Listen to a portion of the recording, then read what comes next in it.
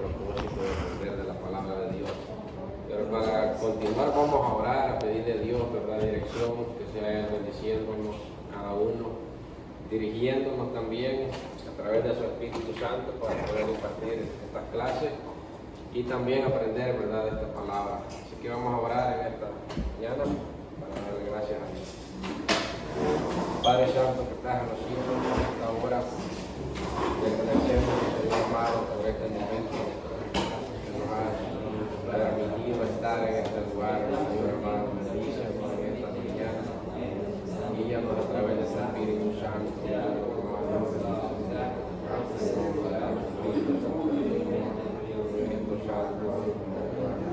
gracias, mi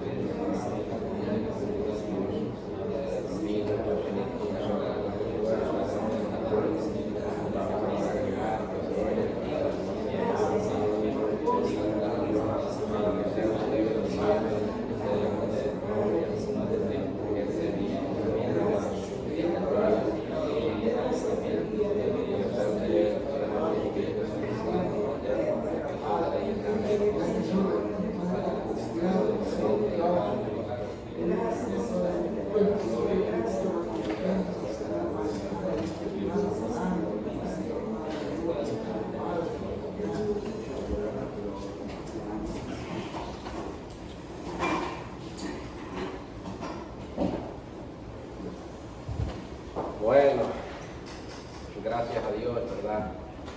Les felicito en primer lugar, hermanos, por haber tomado esa decisión de querer aprender de la palabra de Dios, lo cual, de verdad, en lo personal creo que es lo más importante para nosotros, ¿verdad? El conocimiento más importante que podemos adquirir en esta vida que el Señor nos ha prestado. No son muchos años, la Biblia dice, ¿verdad?, 60, 70, 80 años. Y qué bueno, ¿verdad?, que esto, parte de nuestra vida, lo estamos dedicando en el conocimiento de la palabra de Dios. Porque eso es lo primero que todo ser humano debe de hacer, conocer la palabra de Dios. Porque si no conoce la Biblia, pues no puede hacer lo que Dios espera de nosotros. Por eso la importancia, ¿verdad?, de todos los cristianos necesitamos conocer la palabra de Dios. Es como un doctor, ¿verdad?, que se ha graduado en medicina, debe de saber todo, ¿verdad?, la teoría que le enseñaron, cómo operar a un paciente, ya sea un cardiólogo, ¿verdad?, o un especialista en otras áreas, debe de saber a lo que va a hacer. Ya cuando está practicando es porque ha tenido, ¿verdad?, un amplio tiempo de estudio y de práctica también, y ya después lo lleva a cabo, ¿verdad?, cuando ya está en un hospital. Así nosotros también necesitamos conocer lo que tenemos en nuestras manos, la Biblia, para poder compartirla con mucha gente. Aquí ustedes se van a dar cuenta que nosotros a nivel mundial, ¿verdad?, tenemos muy poco. Hemos alcanzado poco en cuanto al Evangelio, en cuanto al conocimiento de la Biblia. Parece, ¿verdad?, que todo el mundo la tiene, pero no. Si vemos las estadísticas, es un porcentaje quizás de toda la población, un 10% nada más. Lo mucho, ¿verdad?, partes de la Biblia, un 30% a nivel mundial. Y si hablamos en cuanto al Evangelio, algún 12% conoce, ¿verdad?, lo que es a Jesucristo, o por así decirlo, los llamados cristianos, ¿verdad?, porque acuérdense que la palabra cristiano es todo aquel que cree en Cristo, y hay muchas denominaciones, muchas sectas, incluso muchas religiones que también están en esa misma categoría, como los testigos, los adventistas, la luz del mundo, todo ese grupo, ¿verdad?, de sectas o de religiones están ahí mismo. El catolicismo también son llamados cristianos, pero si ya los desglosamos, ¿verdad?, y los apartamos, cada quien, protestantes, testigos de Jehová, adventistas, luz del mundo, y todo este grupo de personas, ya nos quedamos quizás con un 6% de protestantes nada más, si hablamos a nivel mundial. Entonces nosotros pensamos que porque en El Salvador o en América Latina, mayormente en Estados Unidos, ustedes saben que Uno de los países que más se lee la Biblia es Estados Unidos, en Norteamérica, donde más se lee la Biblia. Y por eso en nuestra mente está, porque es verdad que todo el mundo lo sabe, porque estamos en un país libre, ¿verdad? Donde se fomenta el aprendizaje de la Biblia, donde no tenemos persecución en cuanto al estudio de la palabra, en cuanto al Evangelio, en cuanto a los protestantes, ni nada, ni el catolicismo, sino que tenemos libertad en América Latina también. Pero si ya nos vamos a los otros continentes como Europa, ¿verdad? Asia, África, todos esos lugares, ahí cambia totalmente la historia. Los chinos, ¿verdad? Algunos de ellos nunca han leído la Biblia, nunca han escuchado el nombre de Jesucristo, los indios, porque son lugares, ¿verdad? Son pueblos, son naciones politeístas, donde a lo que ellos les enseñan solo son otras creencias. Creen 3000 y tantos de dioses tienen en la India, en China igual, lo que es el hinduismo, el budismo, todas esas religiones, ¿verdad? El Dalai Lama, del Tibet, todo eso, ahí ellos, esas son las creencias de ellos. Entonces el Evangelio no llega, a la Biblia mucho menos. En África, ¿verdad? Tenemos muchos dialectos, muchas civilizaciones que todavía no están asociadas con un lenguaje, ¿verdad? Así como nosotros. Entonces ellos, es difícil, aunque quieran y puedan llegar, no pueden enseñarles la Biblia. Incluso en Sudamérica, ¿verdad? En los lugares como las Amazonas, en las Amazonas todavía hay tribus que todavía, ¿verdad? Tienen dialectos o lenguas, ¿verdad? Que no son registradas en lo que es en los idiomas del mundo. Entonces toda esa gente lamentablemente ahora no tiene Biblia. Pero qué bueno que nosotros tenemos muchas Biblias, tenemos fácil, se nos ha abierto, ¿verdad? Prácticamente se nos ha revelado y hemos entendido lo mejor que tenemos en nuestras manos. Por eso es verdad cuando entendemos que mucha gente, si usted puede buscar videos en YouTube, en África, ¿verdad? Cuando se les ha hablado del Evangelio, y ese Evangelio, ¿verdad? Pega fuerte. Entonces esa gente escucha algo nuevo, algo que verdaderamente toca sus corazones. Y cuando se les hablan que van a traerles una Biblia, esa gente, ¿cómo se le llama? El jefe de la tribu, ese convoca a todo el pueblo y están van a recibir a ver a qué personaje. Y lloran y gritan y con ramos en sus manos y dando vueltas y a su manera, ¿verdad? Y desde que ven el avión que va a llegar, ¿verdad? Porque tienen que llevar en una avioneta, luego en mula, pues tienen que llegar a esos lugares. Y es una algazara, lloran y gritan y se revuelcan de la alegría, y cuando les dan un ejemplar, no así, ¿verdad? En el estudio, sino que lo más sencillo, esa gente muere por eso. Entonces vemos, ¿verdad? La diferencia que a veces nosotros que tenemos, por así decirlo, ¿verdad? Hasta que sobreabunde, a veces no la leemos. Y esta gente muere, desea, quiere, algunos solo tienen una parte, algunos, ¿verdad? Solo un texto de la Biblia, algunos otros solo un libro, algunos otros tienen un par de libros traducidos a su idioma, otros no tienen nada y quisieran, pero no hay. En países comunistas, por ejemplo en Cuba, ¿verdad? La ideología que les enseñan es que el régimen o el gobierno es el Dios para ellos, y que lo que tienen que leer es la Constitución creada por Bolívar o por los antiguos, ¿verdad? Gobernantes. Eso es lo que ellos deben de creer y meter en su corazón. Entonces son una nación atea. Rusia, todos esos países comunistas, eso era lo que les enseñaban. ¿Por qué? Porque ellos entendían que, incluso en el principio vamos a entender, ¿verdad? Que en los primeros siglos, ¿por qué era prohibido el uso, ¿verdad? De la Biblia? No sé si ustedes han escuchado que a través de la historia, en la Edad Media, llegó un momento que era prohibido, rotundamente prohibido, la lectura de la Biblia, ¿verdad? Para la población, para el pueblo. Solamente los clérigos, solamente los obispos, solamente los jefes de las iglesias o los gobernantes tenían ejemplares de la Biblia, y solo ellos tenían la libertad de poder leerla o de poder estudiarla. ¿Por qué? Porque entendieron ellos que un pueblo sin conocimiento era un pueblo fácil de tenerlo en esclavitud.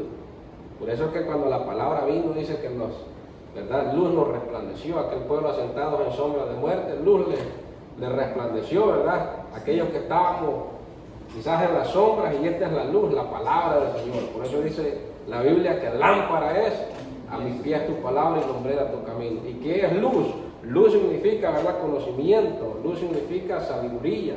Entonces cuando tenemos el conocimiento y la sabiduría de Dios, vamos a hacer las cosas bien. Por eso no podemos fracasar en la vida cuando tenemos el conocimiento de la palabra del Señor. Por eso esta gente, ¿verdad?, tener un pueblo presionado en la ignorancia, para ellos era mejor porque los pueden tener esclavizados, ¿verdad?, en las ideologías. Pero cuando ya la gente empieza a pensar y lee la Biblia, pues ya cambia el pensamiento. Por eso es que incluso estos grupos, ¿verdad?, estas ONGs que son pro de tantas cosas, para ellos la Biblia dice que es peligrosa porque lava el cerebro de la gente. Pero es al contrario, ¿verdad?, porque va en contra de la maldad. La Biblia, ¿verdad?, trae valores buenos, valores de familia, valores morales, amar a Dios, amar a nuestro prójimo. El Islam, el Corán es muy diferente. El Corán no les enseña eso, ¿verdad? El Corán enseña la violencia, enseña muchas cosas, la poligamia, tener a la mujer, ¿verdad?, bajo los pies del hombre y tantas cosas. Todo eso es la enseñanza, la diferencia de la Biblia con todas estas escrituras del hinduismo y del Islam. La Biblia es la mejor. A través del tiempo ha pasado la historia y la Biblia, pues lo que nosotros tenemos, la han desafiado reyes, la han desafiado, ¿verdad?, gobernadores, le han desafiado imperios, y hasta el día de hoy se mantiene más viva que nunca. Esa era una introducción que quería dar. Que tenemos, ¿verdad?, ese privilegio. Ahora bien, la palabra Biblia, ustedes han escuchado, ¿verdad? Y quisiera que todos nosotros las clases las hiciéramos juntos, que ustedes también aporten pensamientos y que no se preocupen, ¿verdad? Si no tienen la respuesta correcta, pues para eso estamos acá. Porque alguien dijo, parece, yo no sé de eso, que bien, esos son los candidatos correctos para acá. Porque los que saben no pueden estar acá, ¿verdad? Sino los que no sabemos y vamos a aprender acá. Así es que la palabra Biblia, ¿en qué libro de la Biblia se encuentra? ¿Alguien sabe?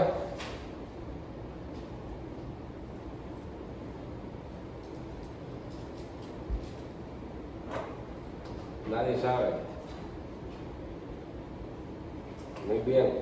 Entonces, ahora vamos a aprender que la palabra Biblia se deriva del idioma griego que significa biblon o biblos, o en otras palabras, libros.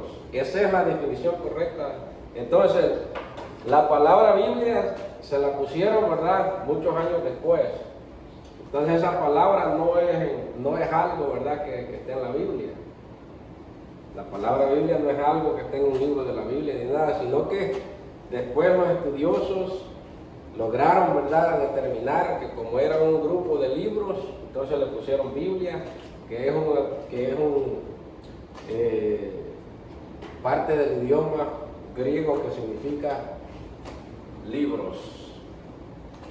Fue el nombre que dieron los griegos a la ciudad fenicia de Gebal, situada a 40 kilómetros al norte de Beirut, en Líbano, que era el lugar más importante para el tráfico de papiro traído de Egipto. Del griego pasó al latín y del latín a las lenguas occidentales como una palabra singular y femenina que designa la colección de libros sagrados de los judíos cristianos. Entonces esa es la palabra que ahora se le llama la Biblia. En otras palabras, a la Biblia es el libro más leído y más vendido de la historia. Pero hablando, ¿verdad?, es un conjunto de libros o un volumen que está, ¿verdad?, en un solo libro, por así decirlo. No fue dada en un desarrollo gradual y progresivo mediante siglos, entre las revelaciones dadas por Dios a los santos hombres. Se tomó aproximadamente 15 siglos en terminarse la Biblia. Todos saben que es un siglo, ¿verdad? ¿Cuántos años es un siglo? 100 años. Muy bien. Entonces, y esta es lo impresionante de la Biblia, que durante ese periodo de tiempo de 1500 a 1600 años se escribió la Biblia. Ahora pónganse a pensar ustedes, esa diferencia pónganle del año 1 hasta el año 1500 de diferencia. ¿Cómo cambió, verdad, la tecnología? ¿Cómo cambió la cultura? ¿Cómo cambiaron, por así decirlo, las generaciones? ¿Cómo cambió el mundo? Pero sin embargo, la Biblia, los actores no se contradijeron entre sí. Nunca. Por eso la veracidad de la Biblia es impresionante. Porque a pesar de que uno lo escribió, Moisés escribió, ¿verdad?, los primeros 5 libros en el 1400 antes de Cristo. Y Juan el teólogo escribió el Apocalipsis en el 95 después de Cristo. 1500 años aproximadamente de diferencia. Y Juan y Moisés compaginaron en lo que hablaron y en lo que escribieron. Entonces ahí deducimos, ¿verdad?, que tuvo que ser alguien maravilloso, un ser, ¿verdad?, extraordinario, que dictó esta palabra para que la escribiera. Que si nos vamos a la ciencia, los libros, ¿verdad?, que los estudiosos leen, o la tecnología, aquellos que hicieron las primeras computadoras ya no necesitan los planos, ¿verdad?, de esos primeros para las nuevas computadoras que hacen hoy. Eso ya quedó obsoleto, eso ya quedó, ¿verdad?, en el pasado. Incluso los teléfonos hoy no tienen nada que ver con los de hace 10, 20 años. Son muy diferentes, no compaginan, pero la Biblia sigue siendo la misma a pesar de todo ese tiempo que pasó. Desde 1513 a.C. hasta cerca del año 98, hablamos de Apocalipsis. La palabra Biblia se emplea para designar las escrituras del Antiguo y el Nuevo Testamento. El judaísmo solo reconoce las escrituras del Nuevo Testamento: Torá, Talmud y Tenaj. La Torá, ¿saben todo, verdad? ¿Cuál es la Torá? En hebreo, la Torá es los libros de la ley, los 5 libros de Moisés. El Talmud es, como quien dice, donde estaban todas las, ¿cómo se dice esta palabra?, de los ancianos, como los consejos verbales basados en la Biblia, de los ancianos, como quien dice el reglamento interno, ¿verdad?, de la iglesia, apóstoles y profetas. Y ya el Tanaj es toda la Biblia completa del Antiguo Testamento. Ellos tenían todos esos libros en el Antiguo Testamento, los mismos que nosotros, ellos los tienen. Solo los del Antiguo, el Nuevo Testamento ellos no lo reconocen.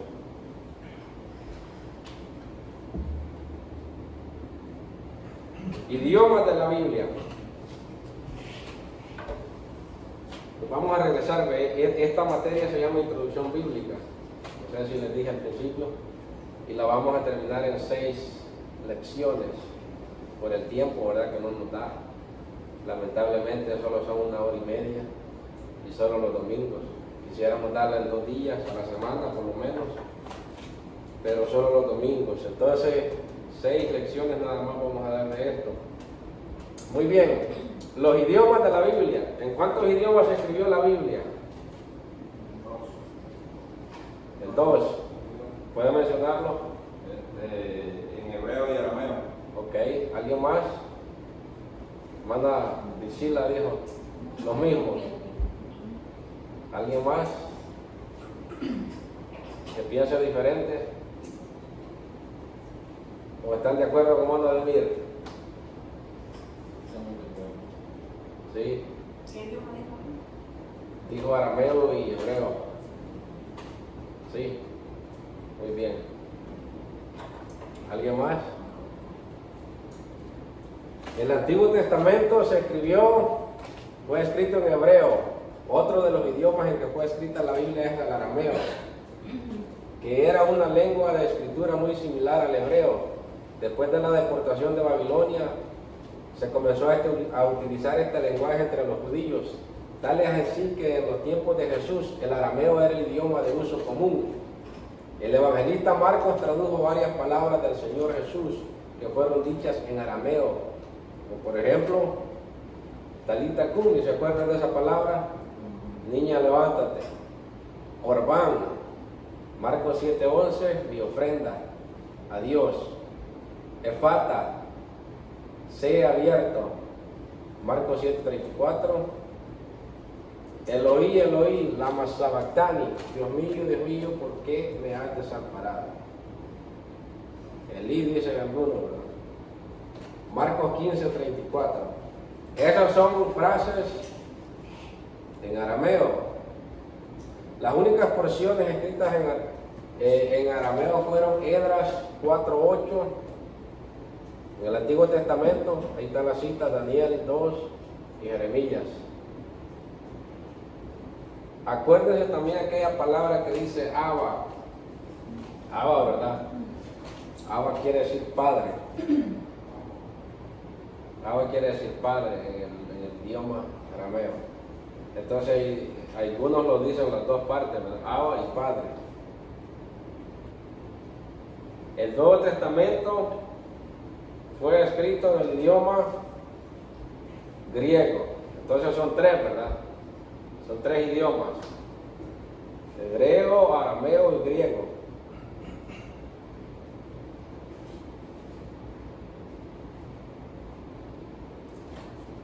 El alfabeto hebreo se lee de izquierda a derecha. ¿Sí me entienden? Porque el de nosotros se lee de la derecha a la izquierda. Para allá, te va pasando las páginas de la Biblia para el lado izquierdo, pero el de ellos es al revés. Empiezan de atrás, así.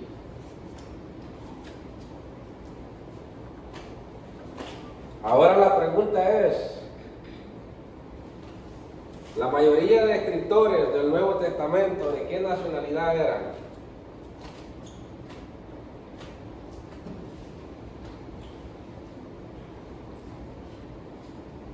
¿De dónde era el pueblo de Dios? ¿Ah? ¿De qué, o por así decirlo, de qué lengua o de qué nación venían? Judíos, ¿verdad? ¿Y cuál es el idioma de ellos? Dijimos, el hebreo. Ahora bien, ¿por qué entonces el Nuevo Testamento lo escribe en griego? Si Pedro era judío, Pablo era judío, Santiago era judío, Mateo, Lucas creo que no, Lucas era griego. Mateo, Marcos y Juan eran judíos, pero escriben en griego.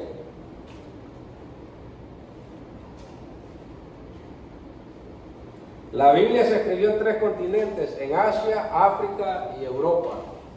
Entonces, ¿qué no quiere decir esto? Que todas las cosas de la Biblia es para una cultura diferente, para un grupo de personas muy diferentes y para naciones diferentes, ¿verdad? En aquel tiempo fueron hombres que, por eso hay muchas frases en la Biblia que es importante, ¿verdad?, regresarse y estudiarlas, muchas de ellas. Por eso cuando a aquellos que quieren ser predicadores o maestros o maestras de escuela dominical o de estudio bíblico, se les recomienda que antes de empezar, ¿verdad?, una lección o empezar, si agarran un texto de la Biblia, hay tres cosas que deben de considerar: la cultura, ¿verdad? Esa es una. Número dos, el tiempo en que se escribió ese texto bíblico. Tienen que regresarse a ese tiempo y por qué razón, ¿verdad? O a qué grupo de personas. Por ejemplo, Pablo, ¿verdad?, a veces decía, escribo esta carta a mis hermanos, ¿verdad?, hebreos. El Evangelio de Mateo, ¿por qué pone Mateo, ¿verdad?, la genealogía en primer lugar, y otros evangelios no tienen la genealogía? Solo algunos. Por ejemplo, porque Mateo fue escrito directamente para el grupo de cristianos judíos, y para los judíos, ¿verdad?, una genealogía era muy importante. Por eso decía Josué, hijo de Nun, porque tenían que decirle el nombre de los padres, y generalmente, ¿verdad?, solo eran de los hombres. porque ese era el linaje o la línea de sangre que tenía que llegar hasta, por eso ellos decían el nombre de los padres, hasta Saúl, hijo de Cis, así, porque para ellos era muy importante, para los judíos. Entonces era muy importante que Mateo escribiera la genealogía para dar a entender que Cristo venía, ¿verdad?, de la sangre real de David, de la tribu más grande, ¿verdad?, más importante de aquel entonces, como era la tribu de Judá. Entonces todo eso debemos de entenderlo, porque el Evangelio, ¿verdad?, de Mateo representa a Cristo como un rey. ¿Por qué? Porque los judíos estaban esperando un Mesías, estaban esperando ya digamos, el Evangelio de Marcos representa a Cristo como un siervo, porque era destinado a los cristianos en Roma, para todos los cristianos romanos, y el romano les gustaba ser jefe todo el tiempo, eran los más sanguinarios, eran los que querían estar encima de todo. Acuérdense que para el tiempo de Jesús, el imperio romano doblegaba a todo el mundo en ese entonces. Entonces por eso a ellos les llamó la atención, este es un siervo, por eso decía Jesús, yo he venido a servir, no para que me sirvan, y eso los halagaba a ellos, porque decía, que bien, ¿verdad?, este es un siervo, entonces lo aceptaron. Por eso lo presenta Marcos como un siervo. Todas esas son cosas que debemos de considerar.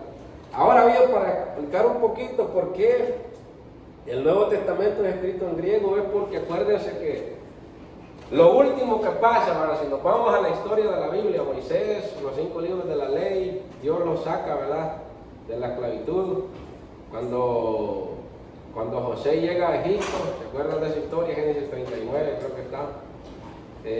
José muere, ¿verdad?, quedan 70 personas en Egipto, pero después vienen otros faraones, otros reyes que no conocen a Dios y los esclavizan por 40 años.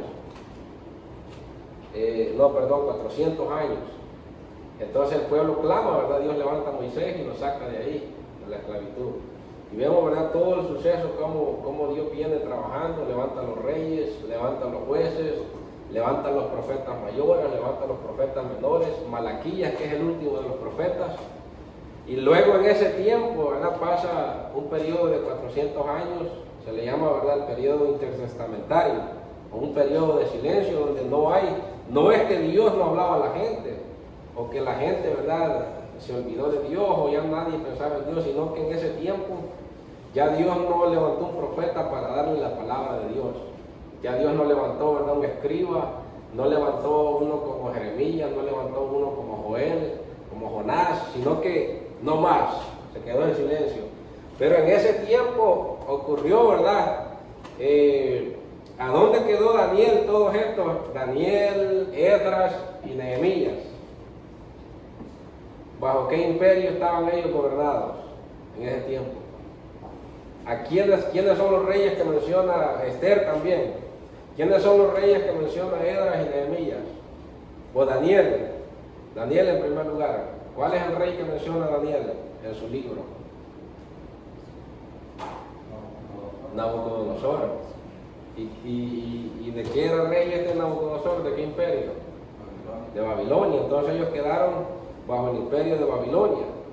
Pero luego dice que Dios levanta, ¿verdad?, a otro imperio, donde viene aquel rey, ¿verdad?, que le dio permiso a los judíos para que regresaran a reconstruir el templo, a reconstruir el culto a Dios por medio de Nehemías y de Esdras. ¿Cómo se llamaba ese rey? ¿Se acuerdan? Era Artajerjes o Jerjes, ¿verdad? Esther lo nombra como Asuero, creo que se llamaba, ¿verdad?, el rey Asuero. Ese es el mismo. Entonces, y estos eran ya del imperio medo-persa, ya venían conquistándolo. Eso estamos hablando, ¿verdad?, aproximadamente 300 años, 330 por ahí antes de Cristo. El timeline, ¿verdad?, lo decimos un aproximado porque no hay fechas exactas para decir en este año exactamente, sino que se da como un estimado, un aproximado. Entonces ahí, ¿verdad?, ahí es donde profetiza Esdras. Este rey les da permiso, les da carta para que vayan a los del bosque, y ellos, Nehemías, ¿verdad?, era como un obrero, un guerrero, el cual ayudó a reconstruir el templo. porque ese templo lo destruyó, ¿verdad? Nabucodonosor. Y de ahí, cuando destruye ese templo, es donde se lleva todos los utensilios, que más adelante su nieto, ¿cómo se llamaba el nieto de Nabucodonosor? Belsasar, cuando ve la escritura en la pared, cuando este está borracho, ¿verdad? Y dice, saquen los utensilios, porque ahí los tenían. Esos utensilios eran cuando Nabucodonosor llegó ahí, los llevó para Babilonia y destruyó el templo. Pero en eso Nehemías llega para reconstruir los muros y Esdras llega para reconstruir el culto, porque todo se había acabado, el templo, pues, para ellos, ¿verdad? Aquí nosotros tenemos que aprender por qué Daniel dice que 3 veces al día oraba y abría la ventana con dirección a dónde? Al templo, a Jerusalén. Entonces, ¿qué representaba el templo para ellos?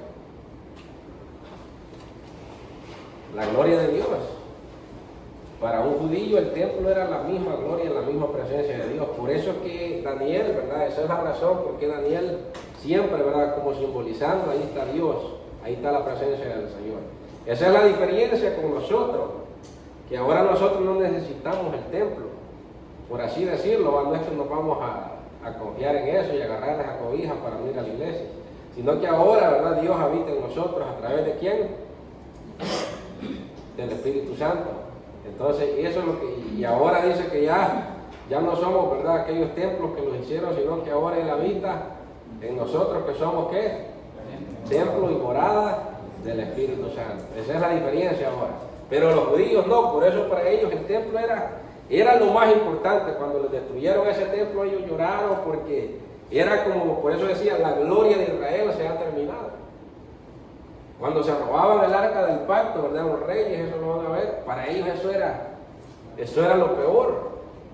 O cuando iban a la pelea contra los filisteos esa vez, incluso cuando Josué iba a conquistar la tierra prometida, cuando entró por Jericó, ¿verdad? Una de las primeras ciudades, y de ahí le tocaba la segunda ciudad, que era la ciudad de Jai. Eso está en Josué capítulo 4, 5. Dice que Acán había pecado, y ese era uno de los requisitos, que cuando había pecado, pues no importaba que llevaran el arca del pacto. Pero antes de eso, ¿verdad? Si todo iba bien, esa arca automáticamente les daba la victoria a ellos, y los pueblos sabían eso.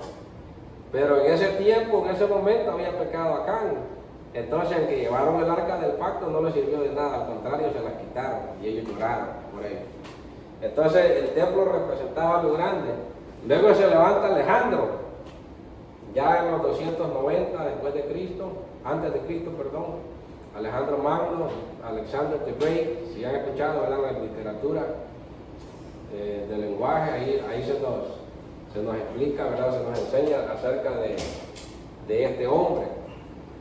Siempre nosotros, ¿verdad?, traemos la historia que va conectada con lo que no vamos a traer toda la historia, digamos, como es en sí, porque la historia, ¿verdad?, de Alejandro, de Macedonia, creo que era él, no la vamos a traer así como le enseñan en las escuelas, sino que la traemos de una óptica o de una línea de la Biblia.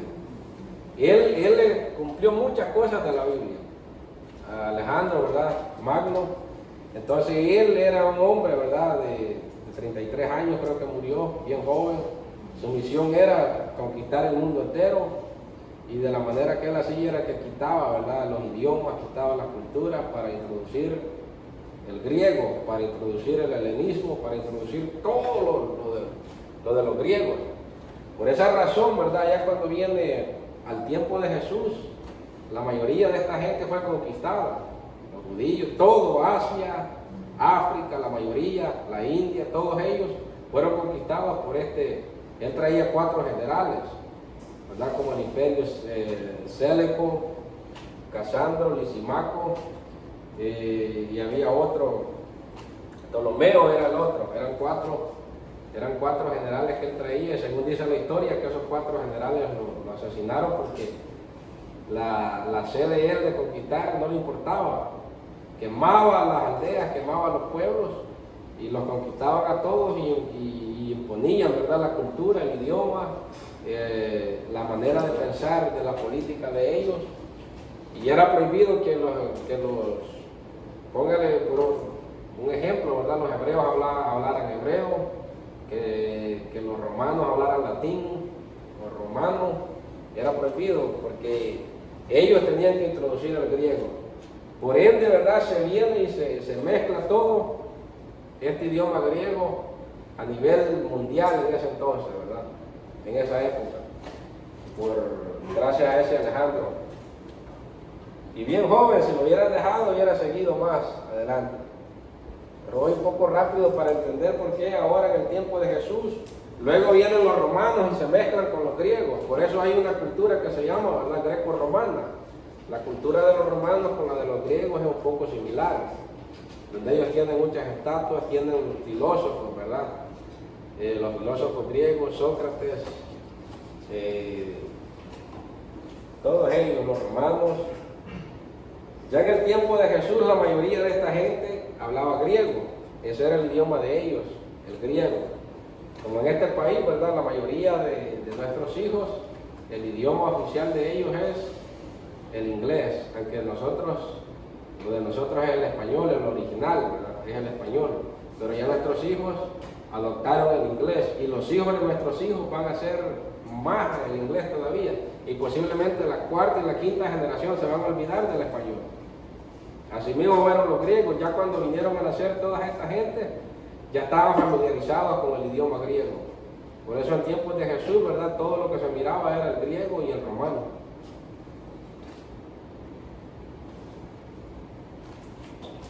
Pero hay algo, ¿verdad?, muy importante, que el judío nunca pierde sus raíces. Y eso es algo que debemos de aprenderlo. Ellos se fueron, cuando hubieron, ¿verdad?, todas estas persecuciones desde el año 100 en adelante, ellos salieron, ¿verdad?, para Tiro, para Sidón, para África, para Europa, salieron incluso para acá, para América. Pero esa gente nunca perdió su cultura, nunca perdió sus creencias, nunca dejaron de enseñar, porque ellos entendieron, ¿verdad?, en Deuteronomio capítulo 6 que dice: y estas cosas que te enseño hoy las repetirás, ¿verdad?, estando en tu casa, las enseñarás a los hijos de tus hijos, en la primera hasta la cuarta generación. Y así, entonces cada padre iba cumpliendo ese mandato o esa ordenanza que Dios les había dado, y hasta el día de hoy, pues esta gente sigue cumpliendo eso, estén donde estén, y Dios los bendice. Donde vayan judíos, ahí hay bendición. Se van a Alemania, por eso Hitler, ¿verdad?, decidió eliminarlos, porque un alemán era un jornalero y el judío era el patrón. Donde quiera, en El Salvador así pasó. Los judíos eran los jefes del país. Entonces se levantaron los del frente y los corrieron, algunos los quemaron. Algunos, ¿verdad?, salieron para Argentina, para esos países, y ahora en Costa Rica hay un montón. Y se fueron de nuestro país y lo estaban levantando, porque donde llega un judío hay bendición de Dios. Entonces, y de eso debemos de aprender nosotros. Aún la gente que viene llegando de El Salvador ya no quiere hablar español ya. Imagínense, y esta gente, siglos y siglos, generaciones y generaciones, hablando el idioma de ellos, lo conservan. Por eso se acuerdan en el libro de los Hechos también, cuando estaban en el capítulo 2 de los Hechos, en el día del Pentecostés, ahí había un montón de nacionalidades. ¿Por qué? Porque unos se habían ido se habían esparcido. Entonces cuando empezaron esos judíos, ¿verdad?, esa gente a hablar en todos esos idiomas, en chino, en francés, en español, en mandarín, en vietnamí, en dialectos, en todo empezaron a hablar cuando el Espíritu Santo vino. Entonces por eso esa gente se admiraba y decía: ¿y estos que no son galileos? ¿Verdad? Porque ellos llegaban a Jerusalén para la fiesta, y todos ellos eran una multitud, ¿verdad?, de diferentes idiomas que habían aprendido, pero siempre regresaban a la fiesta en Jerusalén. Y esa fiesta empezaba, ¿verdad?, cuando era ese día, la fiesta del Pentecostés. Todos esos idiomas ellos los aprendieron, pero siempre conservaron lo de ellos.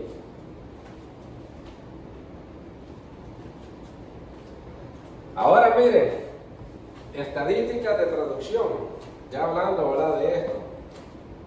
Creo que Ok, sí. Las estadísticas de traducción, esto es lo que les decía. Idiomas totales en el mundo hay 7.353, creo que casi no se mira. Y eso es lo que hay, 7.353. A veces algunos, ¿verdad? Pero los números van a cambiar poquito, la cifra. Población mundial total, 8.2 billones de personas. Esa es la población ahorita en 2025. En este momento hay más ya porque cada segundo van naciendo. Entonces eso es, ¿verdad?, una estadística cercana. Idioma con las escrituras, hay 3.750. Yo les iba a dar esta gráfica, para que la tengan. Ahí es para 22, porque 22 se anotaron, se les olvidó, creo yo.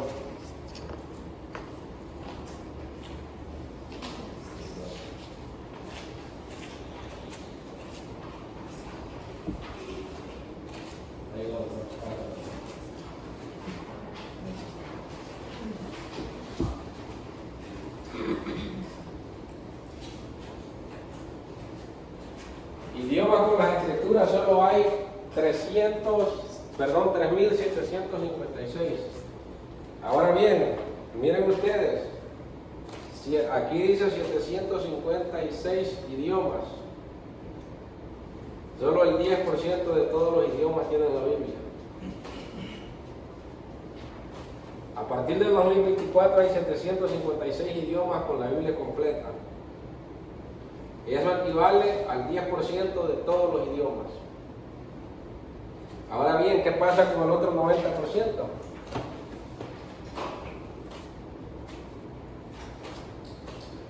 $1,726 idiomas con el Nuevo Testamento completo. Algunos también tienen porciones del Antiguo Testamento. 3.756 idiomas con algunas porciones traducidas de la Biblia. Eso es el 17.2 de todos los idiomas. El Nuevo Testamento y un poquito más es el 23.3% de todos los idiomas. El 2023 dice que creció un 10%, el otro 68%. Entonces, ¿qué quiere decir? Es que cada día hay gente que está trabajando. Y esto es lo que nosotros debemos de entender, hermano. Que afuera en el mundo, el Evangelio, a veces nosotros nos encerramos aquí, ¿verdad? En apóstoles y profetas, en un sermón y ya. Y afuera en el mundo hay mucha gente trabajando, hay muchos misioneros que se van a las Amazonas, tienen que ir vestidos como se visten los de allá a veces, los que van a Asia, los que van a los países, ¿verdad?, árabes. Esa gente tiene que vestirse como ellos y estar dispuestos a morir. ¿Por qué? Porque ahí mencionar ciertos nombres, hay pena de muerte. Mencionar ciertos nombres, mencionar la Biblia. Por ejemplo, mano de mí, ¿verdad? Usted estuvo en el templo donde está, en el monte Moriah, creo que es ese, ¿verdad? El templo, donde está la cúpula, el domo de la roca.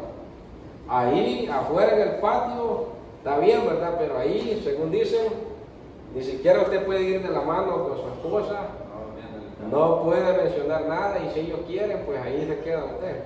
La gente siempre alrededor de uno, cualquier cosa lo saca. Sí, entonces para ese lugar son lugares muy delicados, no cualquiera puede ir, porque ahí la garantía, ¿verdad?, de derechos humanos salen sobrando. Ahí lo dejan y ya, no hay, y lo matan, lo ejecutan. Entonces, el que se atreve, ¿por qué es que escuchamos de contrabando de Biblias hasta en corrido, ¿verdad? Sacan eso que contrabandaban Biblias y todo eso, que es una realidad. Mucha gente, ¿verdad? Aquí nosotros es que no todo lo tenemos fácil, gracias a Dios, ¿verdad? Y más ahora con el presidente de esta nación, le da más libertad todavía al cristianismo. Y eso es una bendición grande. Pero aquí en estos países no. Entonces, las porciones, ¿verdad? La gente con acceso a la Biblia es muy poca. Solo la India, no sé cuántos millones de habitantes tiene, y la mayoría, el 95 o el 99% de ellos son, ¿verdad?, gente politeísta. son gente, ¿verdad?, con creencias erróneas, que para ellos no hay bendición de Dios. Ellos, ¿verdad?, para ellos el karma es un Dios. El karma es algo, ¿verdad?, que lo que uno hace lo recibe y así. La Biblia lo llama eso, ¿verdad?, la ley de la siembra y la cosecha, que todo lo que el hombre siembra, eso ciega.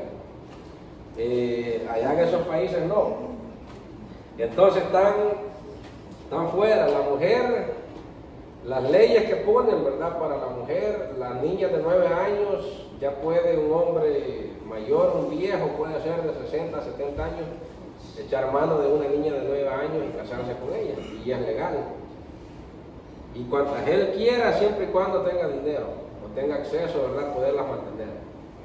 Y los padres, pues, ellos colaboran con ellos porque el Corán se los dice que está bien. A Jesús, ¿verdad?, en la Biblia nunca se le menciona en ninguna desobediencia a Dios, en ninguna cosa de esta.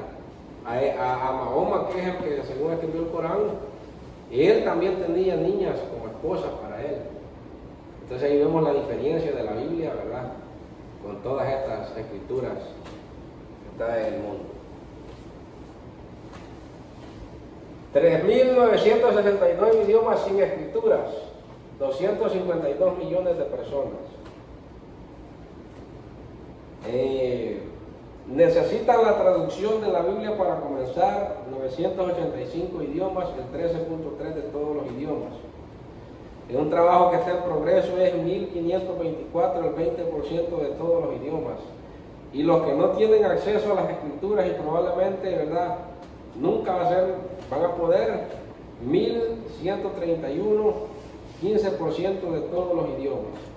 Entonces, estas cifras son muy grandes. 1.147 idiomas no son lo suficientemente vitales para planificar el trabajo de traducción. Y ahora bien, si contáramos todos estos idiomas, si lo contáramos en población, tendríamos miles de millones de personas sin acceso a la Biblia.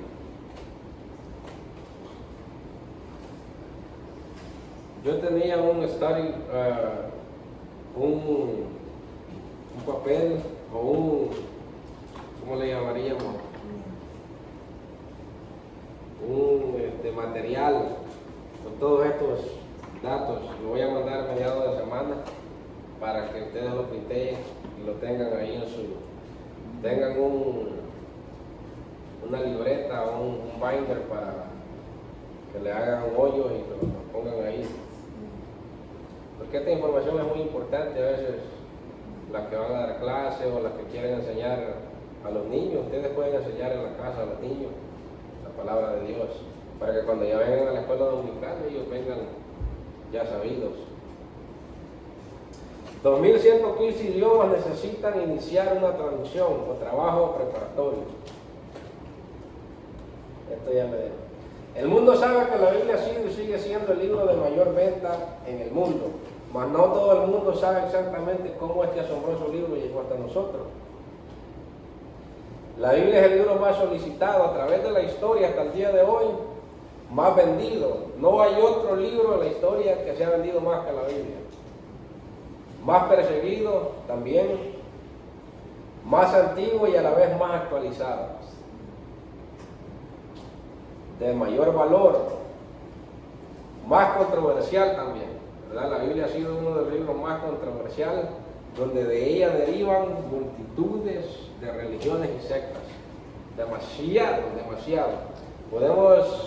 Podemos considerar unas 100 y algo, 1000 diferentes, ¿verdad?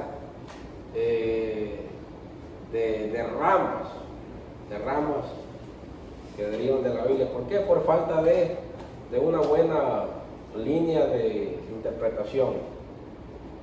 De difícil interpretación, se le conoce como el rollo, el libro, el volumen, un pergamino y manuscrito, y por último, escrituras. Este último título, ¿verdad?, es el título más correcto para decirle a la Biblia, porque ese sí dice la Biblia, las Sagradas Escrituras.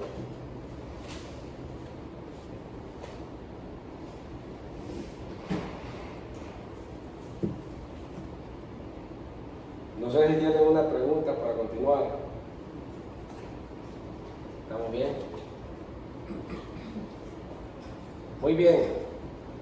La Biblia es el libro que contiene 66 libros. Su contenido es armonioso, es una belleza literaria. La Biblia es una sola declaración en lugar de 66 voces hablando por ella.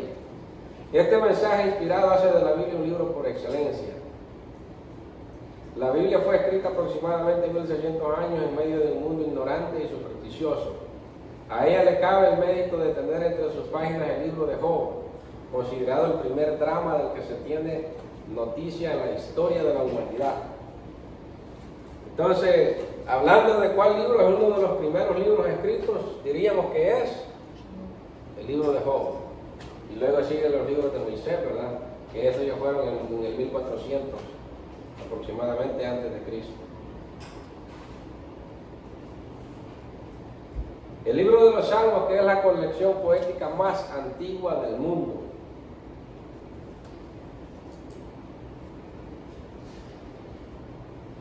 La Biblia fue escrita por aproximadamente 40 escritores. Entre ellos tenemos, ¿qué oficio tenían muchos de estos escritores? Mencione algunos. Y el nombre, ¿verdad?, de ese personaje escritor. ¿Quién se acuerda? De estos 40 actores, ¿verdad?, ¿qué oficio tenían muchos de ellos?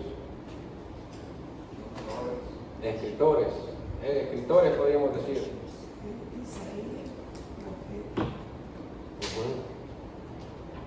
Profeta. Bueno, hablando, ¿verdad?, oficios físicos.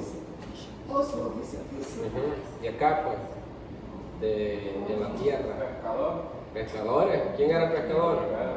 Pedro. ¿Y quién más? Pedro y Juan. Y sus hermanos Jacobo. Lucas era un doctor. Muy bien. Pablo era. Por eso es que el cuñado Noé le gusta poner esa carpa aquí en la iglesia. Era de tiendas de campaña. Pablo era trabajador también. ¿Quién más? Médico e historiador. Lucas era casi que un filósofo, ¿verdad? Médico. Número 2, pescador. Cuando Demir dijo, hermano, era Pedro, ¿verdad? Juan. Rabino y fariseo. ¿Quién era ese? Pablo. ¿Cuántas cartas escribió Pablo?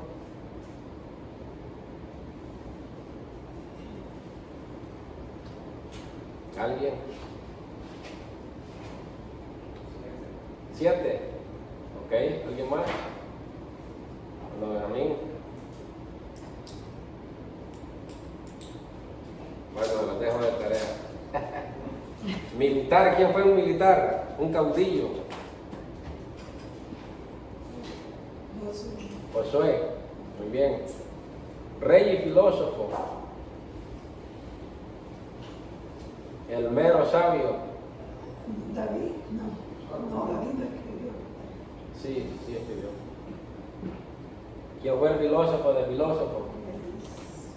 Eclesiastés, Cantares, Proverbios. Muy bien, Salomón. Sacerdote, Samuel. Cobrador de impuestos, el IRS. Mateo. Trabajaba en el IRS, Mateo. Líder político y juez.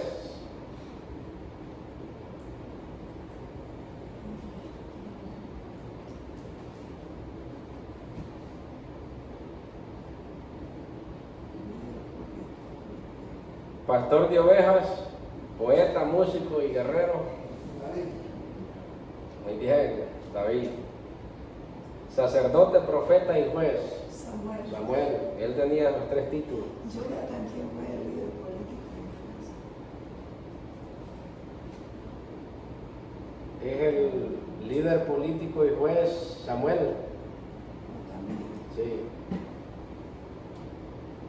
Escriba y maestro. Yo se lo mencioné en el tiempo de la... Moisés. No. En el tiempo de la reconstrucción del templo había un escriba ahí. Nehemías, no Esdras. Esdras era un maestro. y escriba. Copero de un rey.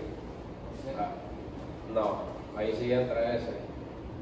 ¿A dónde estaba Nehemías cuando pidió la carta? Era el copero del rey, él trabajaba en la corte, tenía un puesto de trabajo bien bueno.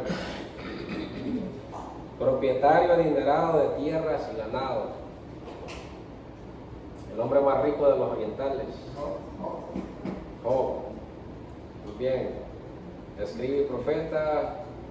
Ya tenemos varios. Consejero de reyes. No. No sé. ¿Quién estaba como consejero de reyes? Escritores. José no escribió.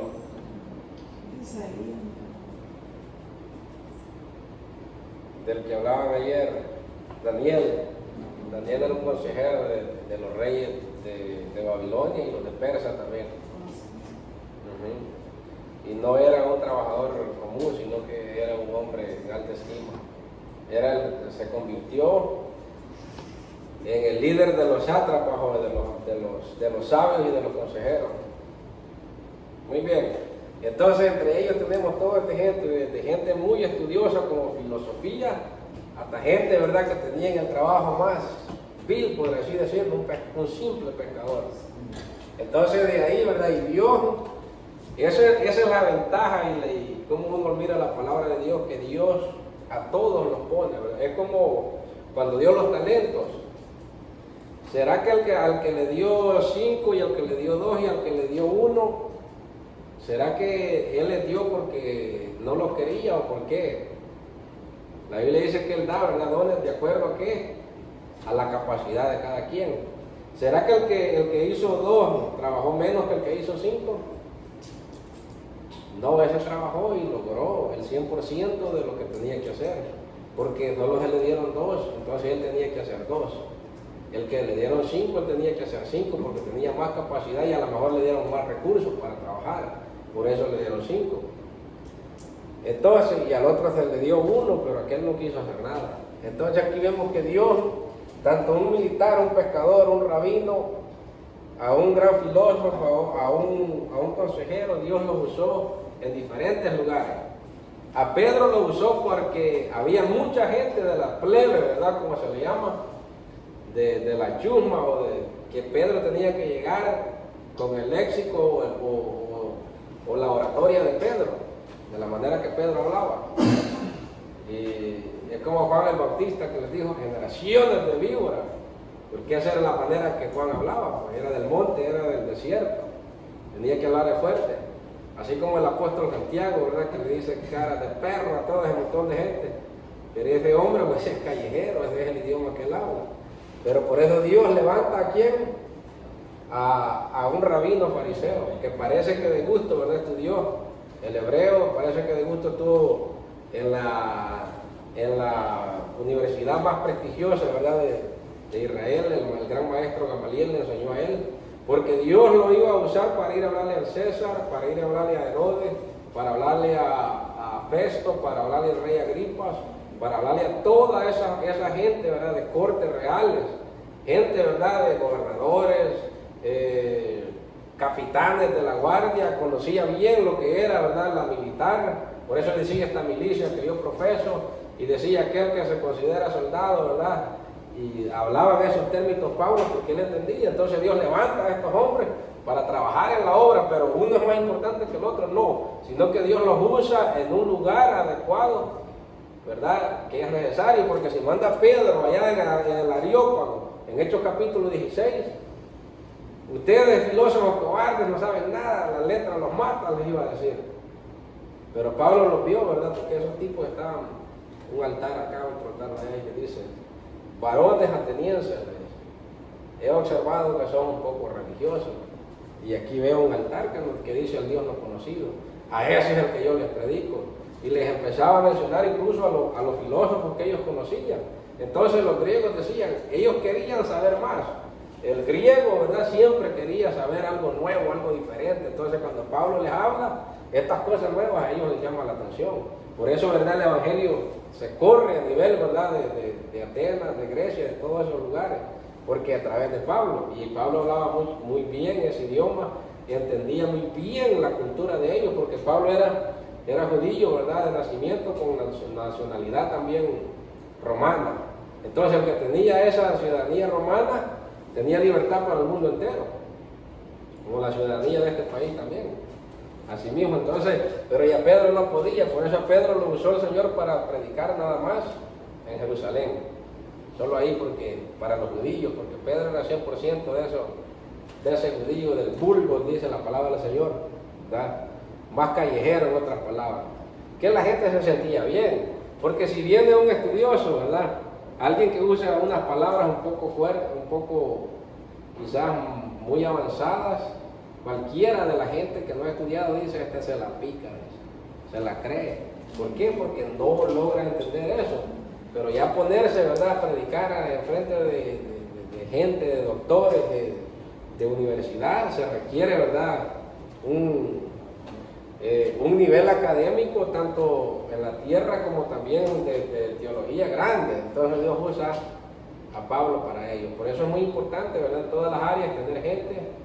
Por ejemplo, hoy hay un hermano que se llama apellido Núñez, él es un doctor en la medicina, pero es un predicador. Este hermano con la misma ciencia les habla a eso, ¿verdad?, de la comunidad LGBT. Y él usa el evangelio, pero usa más la ciencia para explicarle, ¿verdad?, que el hombre nació con un cromosoma X y Y, y que la mujer es XX. Y se nos explica, ¿verdad?, científicamente, porque él entiende la ciencia. Y a través de ello logra, ¿verdad?, que ellos entiendan que ellos no nacieron así, sino que es el pecado que los ha nublado. Y ha sacado mucha gente de eso a través de eso, de ese conocimiento que él tiene, ¿verdad? Entonces, por eso es importante todos estos oficios, que los hermanos, los policías, pueden hablar a los policías, todo, ¿verdad? Y de acuerdo a su posición que están. Así es que es muy importante esto. La Biblia contiene una cantidad sorprendente de documentos que son de interés geográfico y arqueológico. La geografía y la arqueología, ¿verdad?, la pala del arqueólogo. La Biblia es una joya literaria universal que contiene narraciones. ¿Qué es una narración? Una acción y efecto de narrar, contar o referir una historia, ya sea verídica o ficticia. Cuando Jesús, ¿verdad?, cuenta la parábola o la historia, esa era una historia del rico y Lázaro, esa es una narración que Jesús les está contando a la gente como para darles un mensaje, para enseñarles la realidad del infierno y del paraíso. Es una narración. La historia también, una historia. Leyes, muchas leyes. Ustedes saben que Estados Unidos o la mayoría de países, la Constitución ha sido fundada, la mayoría de ellos, por leyes que están basadas en la Biblia. Hay un libro, ¿verdad?, que se llama Estados Unidos y las leyes, ¿verdad?, de la Biblia. Entonces ahí ellos explican cómo, ¿verdad?, todos estos presidentes pasados, desde el presidente, ¿verdad?, del primer presidente en Washington, que empezaron a leer la Biblia, ellos plasmaron todo esto y lo agarraron de la Biblia para hacer esta Constitución. Y por eso Dios ha bendecido esta nación. Porque en esos 5 libros, ¿saben cuántas leyes tenían los judíos o el pueblo de Dios para poder ser una persona justa? 613 leyes tenían que cumplir ellos. Leyes de vestuario, leyes de familia, leyes de comida, leyes del ganado, leyes civiles, leyes de todo. Leyes, ¿verdad?, en cuanto a los rituales que ellos iban a hacer en el templo, todo eso. Y si una de esas leyes quebrantaba, pues ya eran considerados injustos. Por eso que Jesús viene y quita ese viejo pacto y pone un nuevo pacto, porque él dijo, la ley es buena, ¿verdad? Pero ¿qué pasa? A través de la ley ningún hombre iba a ser salvo. ¿Por qué? Porque nuestra naturaleza caída es imposible que usted se mantenga, ya sea con la mente, ya sea con el corazón, ya sea, ¿verdad?, con su cuerpo, usted va a defraudar a Dios. Entonces Dios viene y pone lo que es la justificación a través de la fe, que estamos conectados a Cristo y en que nos ensuciemos Pero otra vez que estamos conectados en esa vid verdadera, como aquel que hace el diálisis, ¿verdad? Va limpiando cuando la sangre se va ensuciando, pero aquí hay mucha sangre nueva, la va limpiando y así es como funciona la justificación por la fe en Jesucristo. Que estamos injertados en Cristo y aunque pecamos, somos pecadores todos.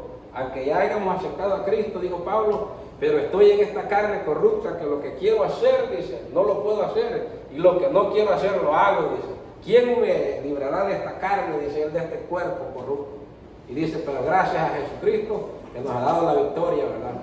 Gracias a Dios que a través de Jesucristo nos ha dado la victoria y a través de Él nosotros hallamos paz para con Dios y justificación, ¿verdad?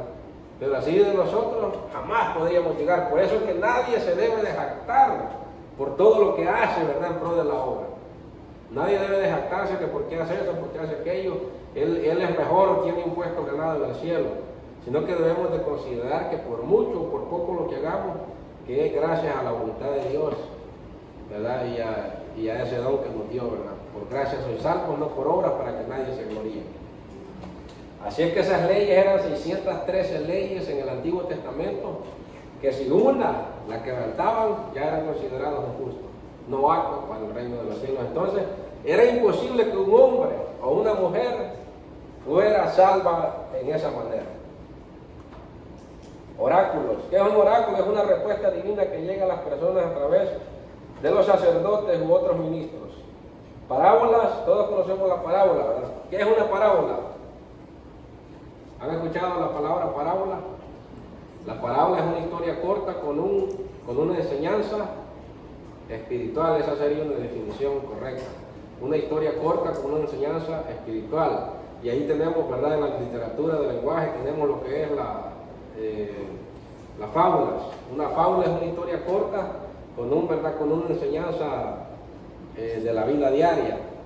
Y ahí, ¿verdad? Sacan de los animales también historias, son fábulas, que no son reales, pero las parábolas son unas historias para dar una enseñanza espiritual y moral. Las cartas, todo esto lo tenemos cartas, las cartas de Pablo. A través de esta variedad de estilos y formas, la inspiración de Dios llegó a escritores y redactores del mensaje bíblico. Encontramos a través de la palabra de Dios las verdades irrefutables, imposibles de negar. La unidad de la Biblia, la indestructibilidad de la Biblia, las profecías exactas de la Biblia. Los libros de la Biblia y sus escritores. ¿Qué es un testamento? Ahora vamos a esta categoría de los libros y sus escritores. En otras palabras, un testamento es un convenio planteado por una o dos partes. A esto no vamos a dar mucho la definición. Como les digo, yo les voy a dar un material para que lo tengan y lo guarden. Eso significa un convenio. Un testamento es un pacto de declaración fija de la voluntad preferida de Dios para nosotros. El Antiguo Testamento se empezó a escribir aproximadamente 1500 antes de Cristo. El primero dijimos que era ¿quién? Job.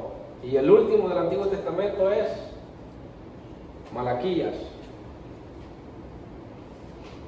Se escribió en el idioma antiguo de los hebreos semíticos.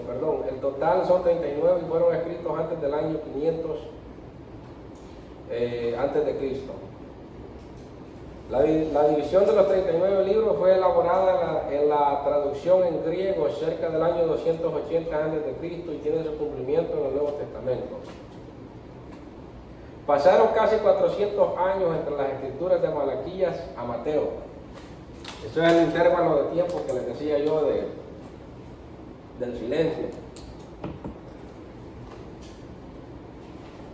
Los libros de la ley, Moisés, son los 5. Aquí no nos vamos a detener, ya hablamos que... Otra de unos datos importantes de la Biblia, mire qué importante es, que la Biblia se organizó, ¿verdad?, en categorías, pero no era así antes. Por ejemplo, la Biblia en el Antiguo Testamento tiene 5 categorías. Número 1, ¿verdad?, 5 libros de la ley. Número 2, 12 libros históricos, ¿verdad?, que empieza con Josué, Jueces, primera y segunda de Samuel, primera y segunda Reyes, primera y segunda Crónicas, Esdras, Nehemías y Esther, Luego, ¿verdad? 5 libros poéticos, como se le llama, o de sabiduría. Salmos, Proverbios, Eclesiastés, Cantares y...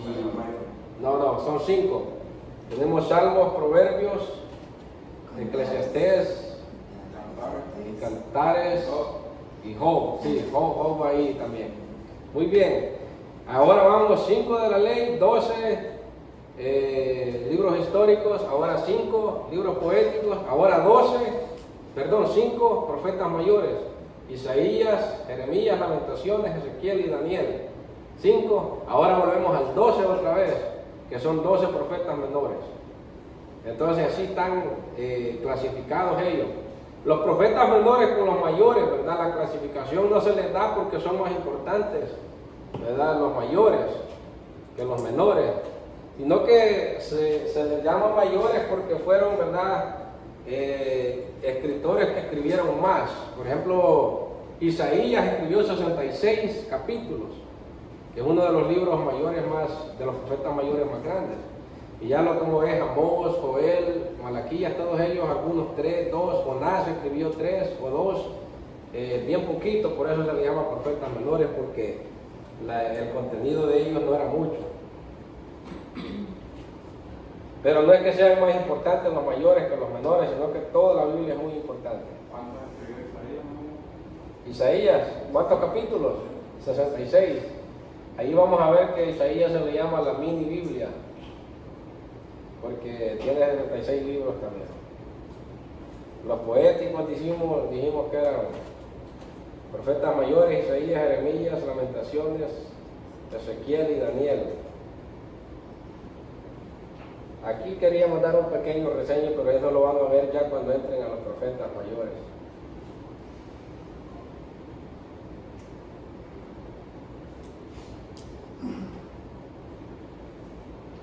Pero tenemos, ya es hora, ya vamos a llegar hasta acá. No me voy a fijar en el tiempo. Vamos a parar ahí.